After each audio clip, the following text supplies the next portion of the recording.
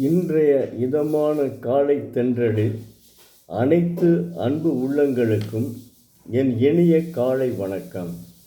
இன்று ஒரு குறள். அதிகாரம் 4, குறள் எண் 13. அரண் வலியுறுத்தல். அறத்தின் ஊங்கு ஆக்கமும் இல்லை, அதனை மறத்தலின் ஊங்கு இல்லை கேடு. தெய்வப்புலவர் திருவள்ளுவர், அறம் செய்தவனை விட மேம்பட்ட அறம் செய்வதை விட மேம்பட்ட செல்வம் இல்லை, அந்த அறத்தினை அஞ்ஞானத்தால் மறப்பதை விட பெரிய தீமையும் இல்லை என்கிறார். அறம் என்பது நல்ல எண்ணம், செயல், சொல் இவைகளை அடிப்படையாக கொண்டது. என்றும் எப்போதும் எந்த சூழ்நிலையிலையும் அறம் செய்வதே மனிதனினுடைய தனிப்பண்பு. அறம் செய்தவன் ஆனந்த வாழ்வு வாழ்வான். அதே சமயம் அவன் அறம் செய்யாமல் இருந்தால், தீமையை செய்தால் அது அவனுக்கு நல்ல செயல் அல்ல. அதன் விளைவை அவன் பின்தான் அறிய முடியும். எப்போதுமே அறத்தினையே நாம் செய்ய வேண்டும். அப்படி அறவாழ்வு வாழ்ந்து செல்வம் ஈட்டினால் அது நல்லதாக இருக்கும். அதனைத்தான் தெய்வப்புலவர் திருவள்ளுவர் அற்புதமாக சொல்லியிருக்கிறார். அறத்தை விட மிகப்பெரிய செல்வமே கிடையாதுங்க.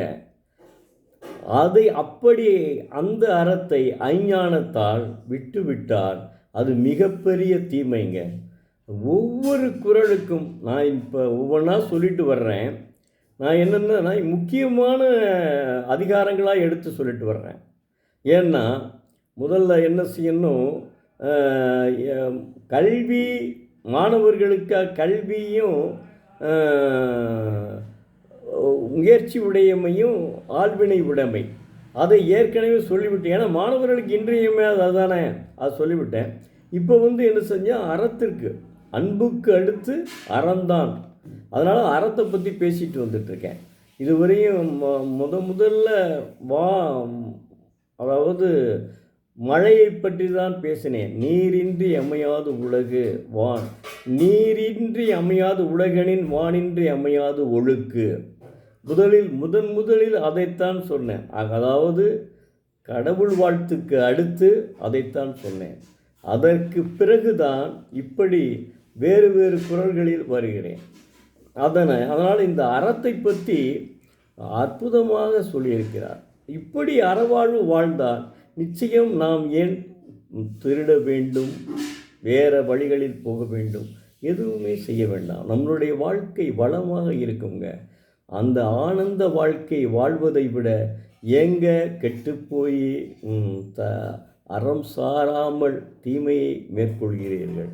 அதனைத்தான் நான் சொல்லலைங்க, தெய்வப்புலவர் சொல்கிறாரு. அதை நான் எடுத்து உரைக்கிறேன். சிந்திச்சு பாருங்கள், எவ்வளவு அற்புதமான குறள் சொல்லிட்டு. மாணவ செல்வங்களே, உங்களை நான் தினமும் மன்றாடி கேட்டுக்கொள்கிறேன். தினமும் அரை மணி நேரம் உங்களுடைய அலைபேசியை ஒதுக்கிவிட்டு நீங்கள் திருக்குறள் ஒரு நாளைக்கு ஒரு திருக்குறள் படித்தால் போதும். கண்டிப்பாக உங்கள் வாழ்க்கையில் நீங்கள் வளமாக வாழ்வீர்கள். நீங்கள் என்னவாக ஆக வேண்டும் என்று நினைக்கிறீர்களோ அது ஆவீர்கள். அது என்பதில் எந்தவித மாற்றமும் கிடையாது. உங்கள் எண்ணம் நன்றாக இருந்தால் திண்ணமாக வாழ்வீர்கள். நன்றி, வணக்கம். நாளை மீண்டும் ஒரு குறளை பார்ப்போம்.